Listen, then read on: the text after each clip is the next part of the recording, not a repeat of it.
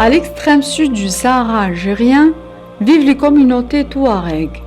L'importance du patrimoine culturel et naturel de cet espace pour l'humanité a été consacrée par la promulgation du texte de création des parcs nationaux, du Tassili Najer et de la Hagar, respectivement en 1972 et 1987.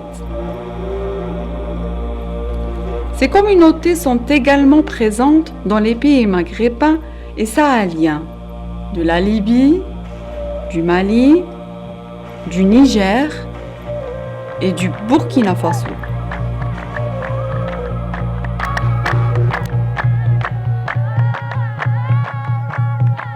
Leur organisation sociale est sous-tendue par le rôle de la femme qui constitue une matrice assimilée à la terre.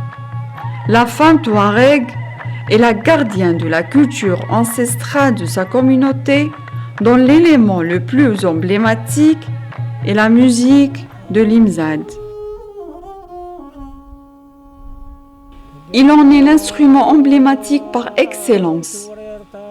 Il est joué exclusivement par les femmes qui fabriquent elles-mêmes leurs instruments. Cette vielle monocorde est constituée d'une calebasse recouverte d'une peau tendue dont la préparation doit respecter une certaine épaisseur et s'entoure d'une attention particulière et peut durer environ 2 jours. Le choix de la calebasse doit tenir compte de sa taille et de son épaisseur. Elle est faite d'une citrouille locale de forme sphérique, tateklast, séchée et vidée et qui est ensuite enduite de beurre frais et laissée pendant un temps se sécher au soleil.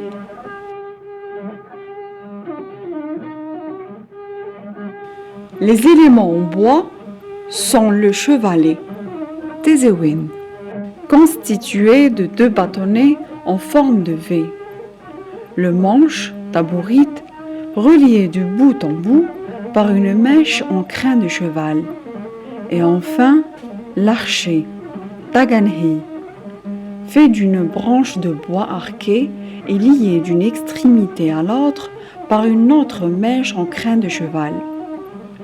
Enfin, le crin de queue de cheval, élément précieux, car appartenant à un animal à la fois noble et rare dans le Sahara.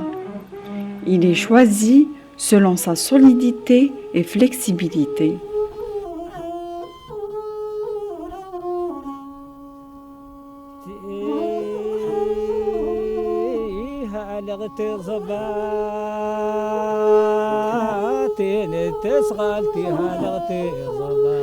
L'imzad se joue assis, l'instrument sur les genoux, la main gauche tenant le manche et pressant la corde, la main droite tenant l'archet.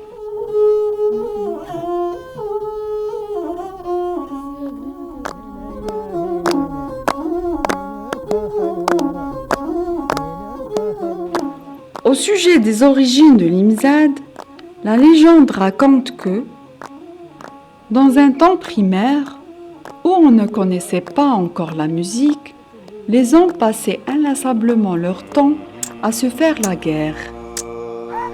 Alors qu'un jour, 2 groupes adverses se disputaient un point d'eau et s'affrontaient à coups de sabre.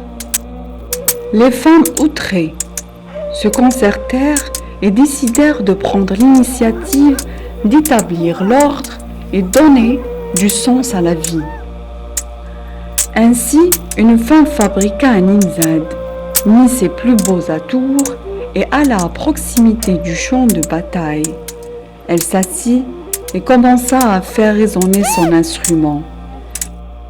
Les combattants, éblouis par ce qu'ils venaient d'entendre, arrêtèrent le combat. Les épées se glissèrent de leurs mains pour se ficher dans le sable. Tous ensemble, les hommes allèrent chercher l'origine de ce son envoûtant. Ils aperçurent une femme assise seule, l'imzad entre les mains. Ils s'approchèrent, pleins d'émotion, et s'assirent autour d'elle.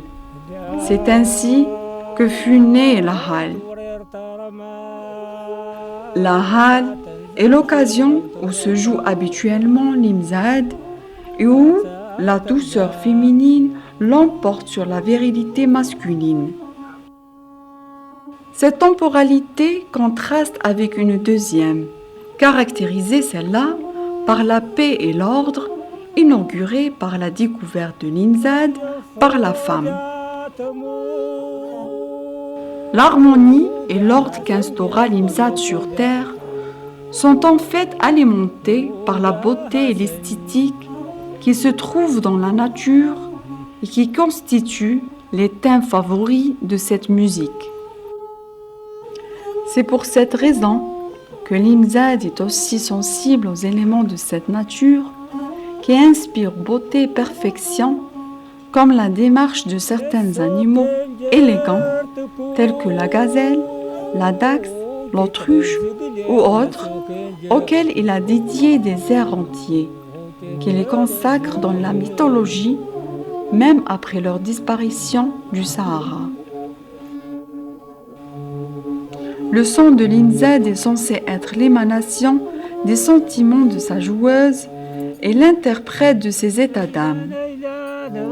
Il se transforme en un médiateur qui lui permet d'entrer dans un état pouvant l'aider à prédire des événements importants pour la communauté.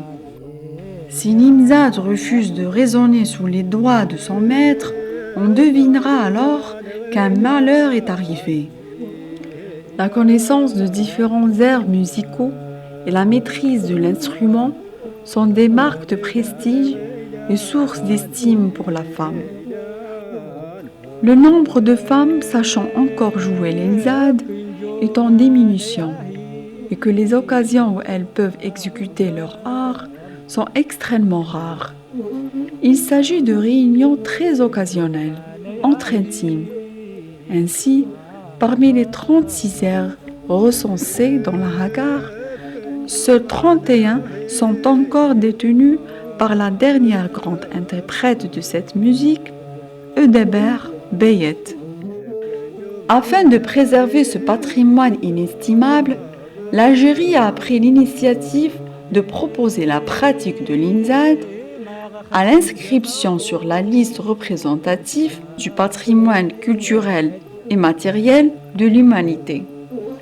Elle est jointe en cela par les États du Mali et du Niger.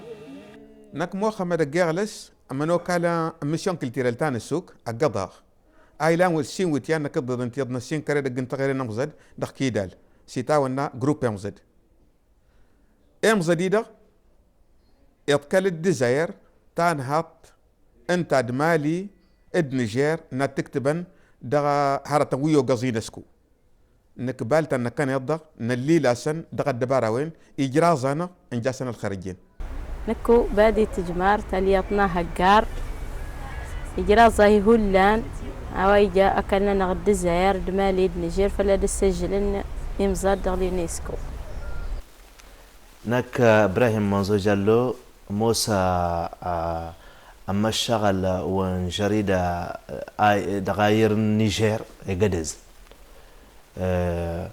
نميرو صارت واتقا الجزائر فلا تلالت الننزد نكني كل نيجر كلنا دمالي نميرو صارت نرى تلالت النينسكو فلما ينكو نزد